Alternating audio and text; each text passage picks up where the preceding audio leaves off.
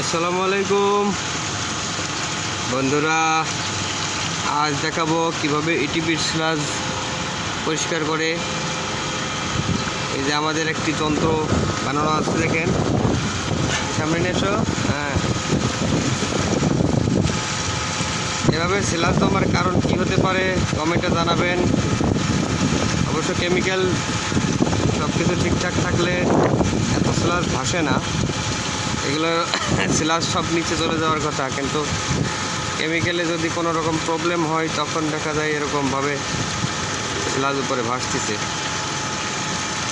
এগুলো আমরা সব কালেক্ট করে এরকম বস্তায় করে এগুলো স্লাজ ড্রাইং বেডে ড্রাই করার পরে পরিবেশ সংরক্ষণ নীতিমালা অনুসরণ করে যেটা করার সেটা করা হয়।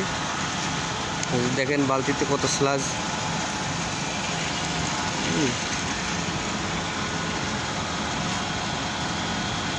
কাছে থেকে দেখাই, এগুলো সব পানির সাথে পানির ময়লা সব কেমিক্যাল রিঅ্যাকশন হওয়ার ফলে এরকম জমাট বেঁধে গেছে। এই যে আমাদের স্লাজ উঠাচ্ছে আমাদের এক বড় ভাই। দেখতে পাচ্ছেন কিভাবে সুন্দর করে উঠাচ্ছে। যারা এই টিভিতে কাজ করেন তারা এরকমভাবে একটি যন্ত্র বানিয়ে নেবেন যাতে সহজে স্লাজগুলো পরিষ্কার করা যায়।